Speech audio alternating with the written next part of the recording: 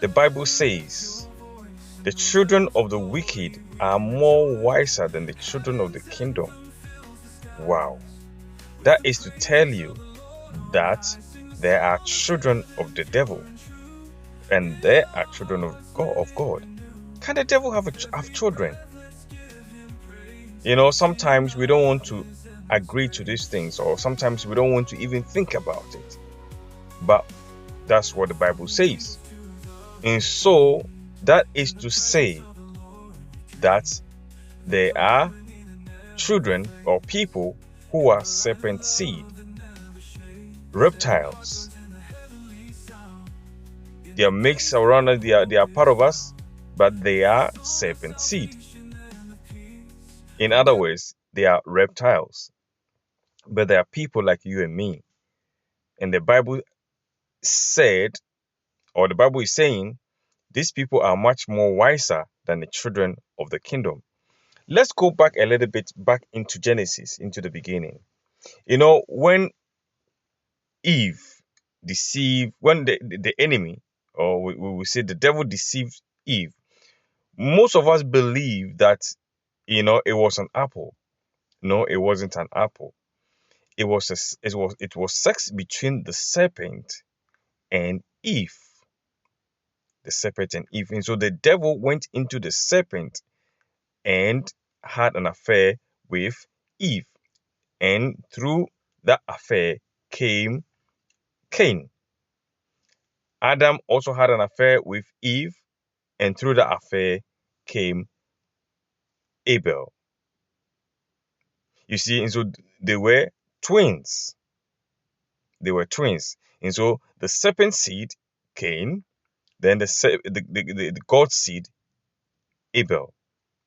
And so, and coming down, the Bible also tells us that the seed of Cain were the great people. They built cities. They were the scientists, they built instruments and all that. Those were the children of Cain. But the children of Abel, more or less, Cain killed Abel, and so later on, Seth came in. And so the children of Seth, or the children of God, were the shepherds, were the peasants, and the shepherds and all those things, all those people, the humble people. And there is another characteristics of the serpent seed. They were huge people. They were giants. And so I'm not saying every big person or every huge person is the serpent seed. That's not what I'm saying. Nowadays you can't see them. You see, but the Bible says they are mixed. They are mixed. Yeah, they are our brothers, they are our sisters, they are our friends. They are everywhere. But the Bible said something. The Bible said that the children of the devil are much more wiser than the children of God, or the children of the kingdom. But the Bible also said something. The Bible said we have to be wiser like the serpent, but harmless like the dove. And so when these people, or this serpent seed, they are wise, most of the things that we have done in this world, most of the things that we are using in this world have been done or have been created by the serpent seed. But these people are very, very harmful. Most of the things that they have done are very, very harmful. Although it seems that it is helping, but it is destroying the knowledge the knowledge of the tree of good and evil. But the children of God are the tree of life alone. And so the Bible is also saying to us that we should be wise like a serpent, but harmless like a dove. And so what actually the Bible is saying to us, that we have to learn the ways of these wise children of the devil, but we shouldn't be harmful, as they are very, very harmful. Whatever they are creating is very, very destructive and very harmful. But if we learn their ways and be wise like them and be harmless, example, if we, the children of God, were to create an energy source, we will have an energy that will not put pressure on people. If you look around you, energy is everywhere. But the energy that we use has enslaved the people. Look at the bills that we are paying, electricity bill, gas bill, and all those things. If the children of God were to create energy, they will create energy that will not enslave the people. If the children of God are to create pesticides and pesticides for farms, they will create pesticides that will not harm the land. They will actually create pesticides that you can actually drink and it will not harm you. Those are the children of God.